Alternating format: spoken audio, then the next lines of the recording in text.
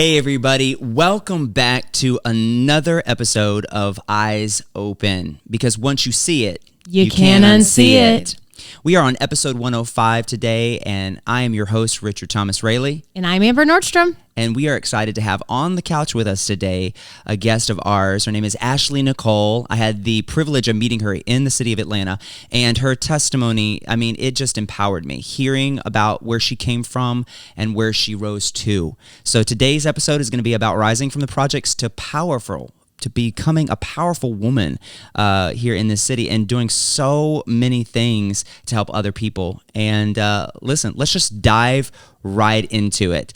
Tell us a little bit about your experience. Where do you come from, and how did you come to Atlanta? So I'm from Tuscaloosa, Alabama. Okay. First, thank you guys for having me. Yeah. I'm so delighted. Yeah. I'm so great. We crossed paths. I'm from Tuscaloosa, Alabama. And honestly, I grew up really hard. Okay. My mother's family grew up in the housing projects. Okay. I know people hear projects, they really don't. They think of New York. Yeah. You know? Yeah. But they don't understand the extensiveness of growing up in a housing project. It's literally a project. Like, they probably placed it all together and threw us in a cage. Yeah, the government did. So tell us a little bit about that from a young mind of an age. You tell us the age and then kind of what it was like. So when I was like 4 or 5 years old, I remember playing. They had a merry-go-round at the bottom of the projects. Mm-hmm. And I was a bookworm. I wore glasses. I was different, so I was often picked on. And I remember this girl pushing me down, and I remember my cousin making me run after her to fight her. And I was the one that never wanted to fight. Everybody always wanted to fight, and I could not figure it out. I'm like, I don't want to fight. Why I have to fight? Why do I have to fight? So everybody was like angry. Angry, yes. Yeah, emotional. And I ran after this girl because if I didn't run after her, then I would get beat up by my cousins for being weak. Wow. Right? So I run after her. She runs in her apartment. She runs out of the house with this big butcher's knife. And I'm 5. Let's just say I'm at the latest 5. 5 years old. My cousin is like 7. It's crazy. This girl is like 5 or 6. And I froze. And my cousin's so brave and crazy. She jumps in front of the knife and she's like, I'm not scared of that knife. Stab me. And I'm like, this is not normal. At 5 years old, I knew that was not normal. That same year, my cousin was killed in my presence. His neck was blown off by a shotgun as he was trying to run back into my grandmother's house. I remember them being on their knees in the carpet, getting the blood out of the carpet because he bled out in the carpet. Wow. And we had to stay in this same apartment even after this happened. I started kindergarten, and I would fight my teacher as she would awake me from nap time.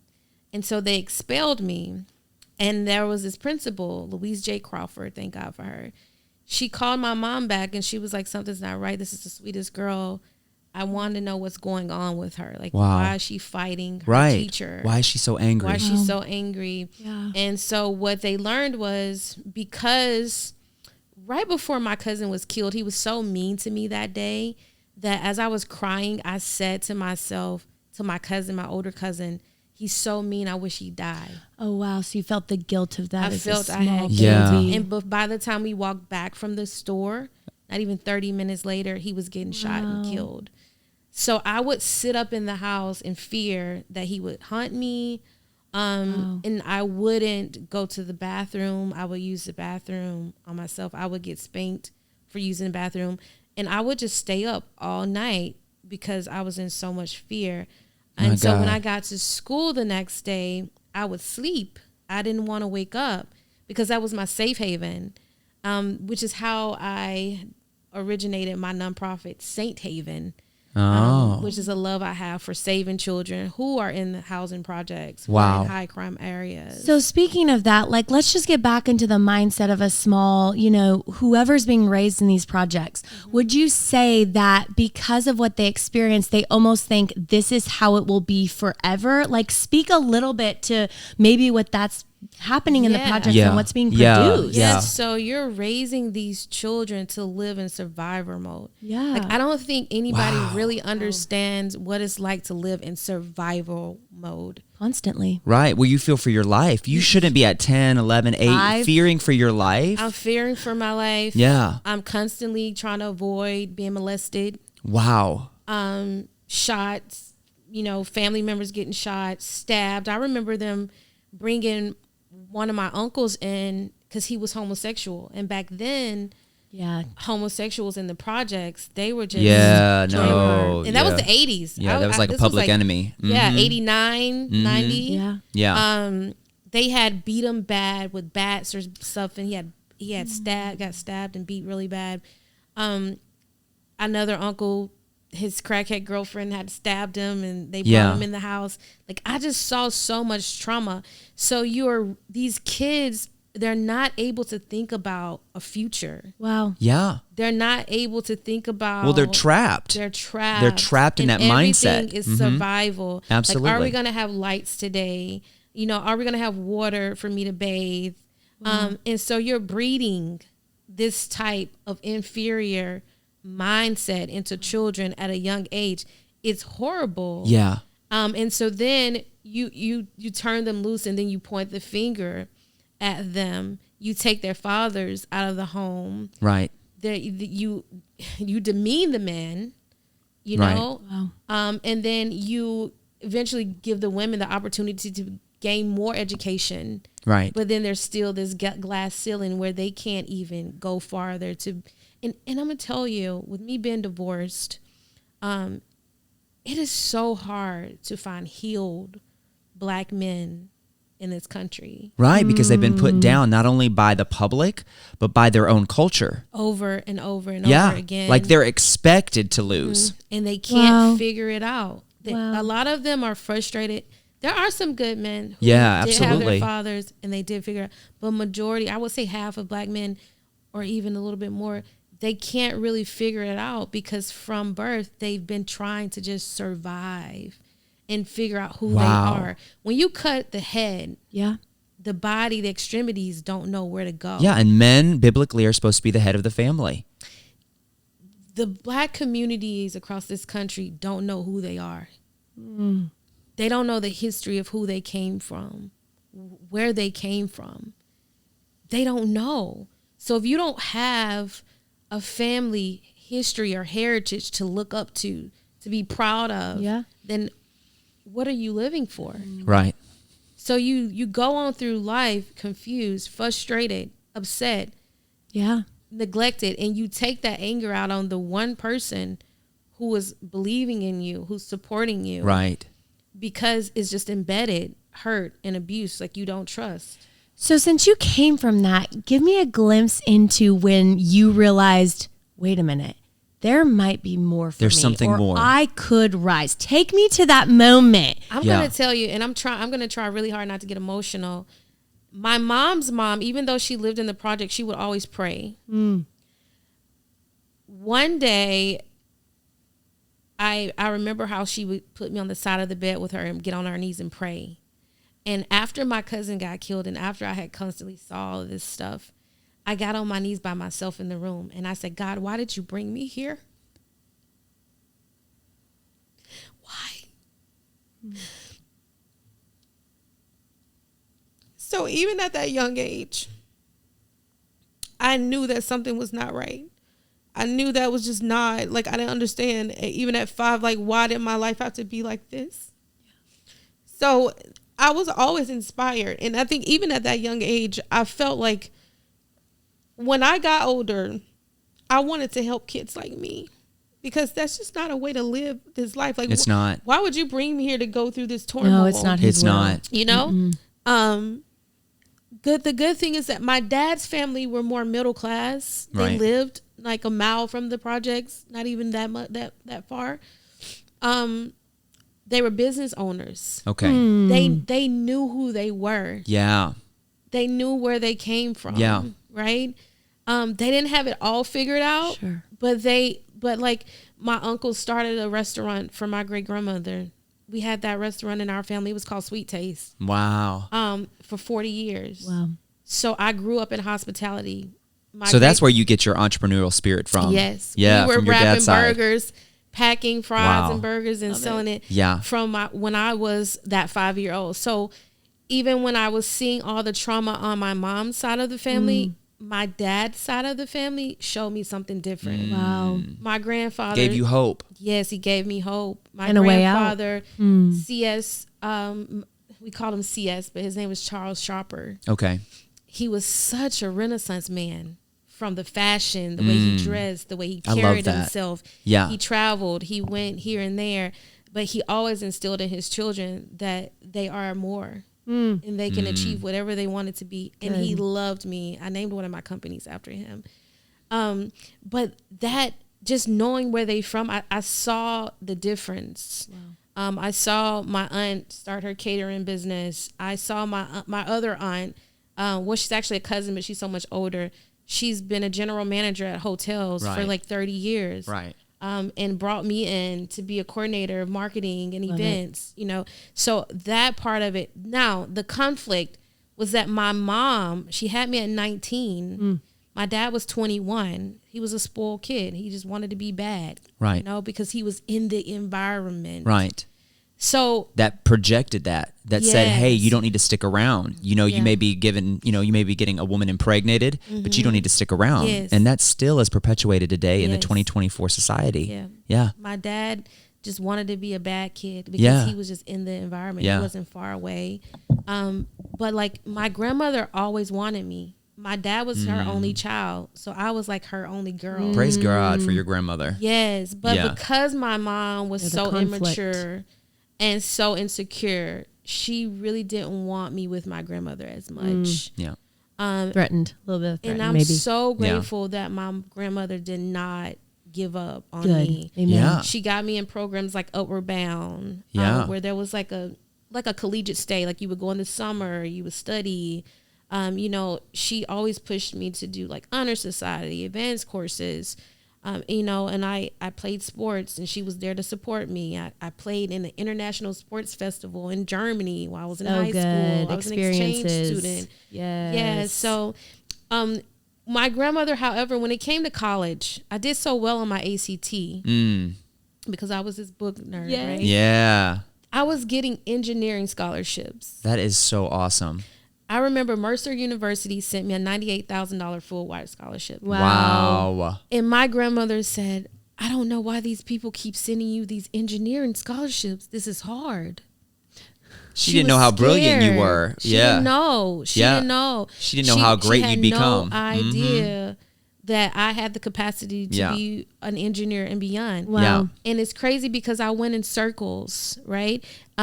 I ended up going to an accounting, going into the UA, staying home. She wanted Yeah. me to stay home, which was the worst thing I probably could have Sure. done. Right. Because I stayed in In the the- environment. In the environment. Yes. Yes. I did go to school. I started out in accounting because I scored really high in math and science. And so my grandmother thinks that math meant accounting. I get in that program, I'm miserable. I'm like, this is not Right. math. Yeah. So I go Yeah. back to my counselor. I'm like, can Yeah. I just be a math professor? And she's like, well, you'll have to start all over. It's a lot of math. Yeah. So I'm like, well, what do I do? Yeah. And I end up running into another girl who just graduated that was in accounting program with me. And she was like, girl, what are you doing? I was like, I don't know. I don't want to do this. And she was like, well, I just started this job for the Yeah. State Geological Survey. They're hiring interns. They're paying them like $20. You should just come and get a job until you figure it out. Yeah. I get into that job and it's so intriguing. It's geology. I'm like, I've never heard of this in my life. I went to a Title I school, Right. west side of Tuscaloosa. Right. They didn't teach us anything about geology. I'm like, what is this? And then they're saying like, hey, there are no minorities in this field. This is a field where we need minorities. So you led the way. So I led the Wow, way. wow, Yes, you wow. did. Love it. So I go, I get the degree, and then the director of HR, she says to me, she said, do you know if you graduate with a geology degree, you'll be the first African-American woman to work at this geological survey? And I that's was what you like- became. And that's what I became. Wow. And I'm going to tell you,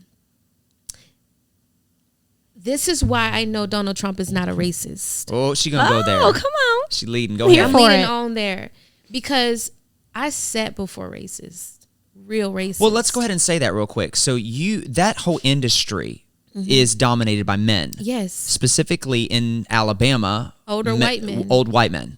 Okay. So you were coming into their territory as an African American woman, beautiful, just as smart as they are. Yes. Yes. And and you're younger, so you have a fresher outtake. You have an outlook Yes. that's different than their mindset. They have an old mindset. Yes. And so we always say fresh eyes are the way to go because fresh eyes give you new perspective. And so you walk in there and it's all these white men. What was that like when you started working initially with them? You're like, who? I was so where am I gullible. at? Honestly, I was so gullible. Yeah. Because I just thought I'm bringing new methodologies, Yeah. new ideas. Yeah. I want to excite them. You were I'm- fresh. You I had was energy. fresh, Yeah. And they would just shoot me down every time. Hate it. And I was like, Yeah, they were scared of you. yeah. They were threatened by you. Yeah. Specifically, you're a woman and you're a woman of color. So it's like a Yes. double dose for them. Yes. And Well, they're not to like, mention, they saw her brains. They weren't fooled. Yeah. Yeah. No, they knew These you were men smart. knew you were smart. Yeah. And I had to learn to play chess. And I played chess. And I kept notes of every time someone mistreated me. Right. Because for me, I'm going to tell you guys, I've never been really moved by racism. Right. For me, I feel like racism is just somebody's own personal issue. It's a spiritual issue. That's it something is a that spiritual they are issue. battling with within themselves. Yeah. That has nothing to do with me. Absolutely. I see it no different than someone saying, oh, I don't like her because she's dark. Or I don't like her because she's short. Right. Or I don't like him because he's gay. Or I don't like her because she's fat. That's your their problem. opinion. That's That's your their issue. opinion. That's your problem. So I never really let it really bother me. That's so And then- strong of you, really. Yeah. Well, and because so many inner people strength. absorb it. Yeah. Yes. And they You just- take it as themselves. So when Yes. people are racist or they're hateful or, you know, they literally absorb it and it becomes a spirit of victimhood and Yes. rejection, which hinders them from going forward in life. Yes. And you didn't allow that to happen. No. Wow. Because no. No. I realized early on that in high school, like Kelsey Robinson was like a white girl. She was like, she was the sweetest to me. She's like my best friend, even to Yeah. this day. Wow. Right? Like I'm not about to allow this thing to come between me and people. And even I even went and joined like First Baptist Church downtown. It was In like Tuscaloosa. in Tuscaloosa. That's all white. 98% white. Yeah. So go back to the comment that you said, how you're like, I know Donald Trump is not, Is a, not a racist racist because because I you know knew. race. Yeah, so you knew speak Listen, to racism. that. Racist white men, you can't sit by them. Right. They're red if you want to touch them. And I purposely I would shake Friendly. their hands and I will hold You would troll them. And I would be like, it's so good to see you this morning. Yeah. Oh my God, you look Loyal. great. Oh, you got a new haircut. I would compliment I them. love Yeah. you. And I would watch over time. Half of them, the walls would go down. Yeah. Yeah. Right? Yeah. Because I decided I was going to pour Rise love above. into them. Yeah. No matter how they treated Well, that's what me. the Bible says. Jesus says you Yes. pour hot coals on Yes. people's head when you're kind to Yes. them in spite of their hate. Yes. And their hate pushed me in a position where they had to put me in a position permanently. by Well, the you were time I taking notes. graduated. Wait a minute. You came with receipts. Yes, Yeah. I took notes. I got a diary. Yeah. Back to the Journal. intellect. She's Yeah. got Yeah, it. she's smart. I She's got like, a I'm going to keep journal. notes I on was you. like, because honestly, if you have a problem with racism, then let's just take it to the legal aspect of it. Period. Okay? Hit them where it hurts. Yep. The checkbook. Absolutely. Okay? That's right. Absolutely. So I just said, okay, this is why they want to play it, and that's fine. So I started journaling. Yep. And every time somebody followed me in a basement alone, a Mm. young woman, are you crazy? Yeah. So I'm then not. what happened? So you had all these receipts. All these receipts. What did you do with I them? called a meeting Mm. right before I graduated my senior year as a geology Mm-hmm. student. And I said, well, this happened on this day, this day, this day. Now, I don't know if it's sexual discrimination. Yeah. Sure. I don't know if it's You're harassment. smart. You I hit all don't the know if it's angles. racial discrimination. Right. But I know I'm uncomfortable. Right. And I don't know if I need to go get my legal team. Ooh. But I don't want to work like this anymore. And what happened? Yeah. The head geologist, he was furious. He's like, you guys have been treating her like this? Yeah. Yeah, they've been treating me like Yeah. He's So like, you well, get rightful justice. I'm You got, gonna, he's like, yeah, he's like, I'm gonna put her where she's appreciated. Yep. Love And it. he put me in the energy investigations department, which was in another building, and I was over collegiate. Yeah. So I trained college students that came in and out, and I had the best experience, and I did it for Wow. 7 years. Wow. Until I started feeling like this is not my purpose. Right. And I started trying to It was your seek stepping my stone. purpose. Yeah. I kept trying to figure out, God, how do I start this nonprofit? Yeah. Like how, and I when I got my master's of public administration, because they would teach me how to run an organization or nonprofit, how to write grants, how to do marketing, how to just build Wow. a corporation. And like, Wow. so I did that. Wow. And I'm like, and then I ended up in Atlanta. Yeah. Events, like I said, I grew up in hospitality. So it was always in me. So you started an event planning company. Started an event planning company. What's the name of your company? Cocaine Company. And what's the website? KOLLKAY. All right. And co.com. Yeah. Yes. All right. Named after my older 2 children. Okay. And I started it. I did weddings. Weddings just took off. I did like over 200 weddings. Wow. Wow. After doing that for a few years, I was like, I don't like it.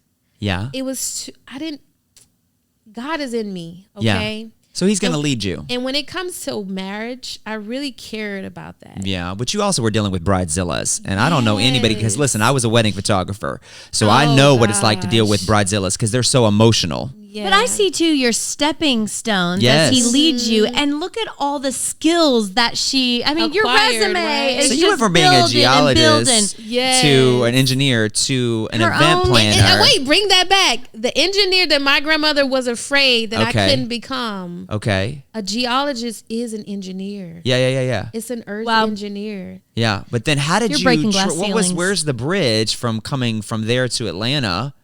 So I ended up getting a divorce. Okay. My first husband. Yes. A lot of awful things happened. Okay. And honestly, if those things would not have happened, I probably would have never moved. Still be in Alabama. Yeah. Because I was just loyal to the idea of marriage. Sure. And I wanted to make it work. And when I was getting out of the marriage, I could just feel the Holy Spirit saying, move. Yeah. You have to start Move. over. Give you a fresh perspective. And I just wasn't comfortable there. And then I got up and I came to Atlanta. Mm. It was the closest, furthest, biggest city is what There I you go. say. Yeah. So my kids could stay Well, it's close such a to their mecca dad. for entrepreneurs. Atlanta is specifically Black entrepreneurs. It really is a mecca.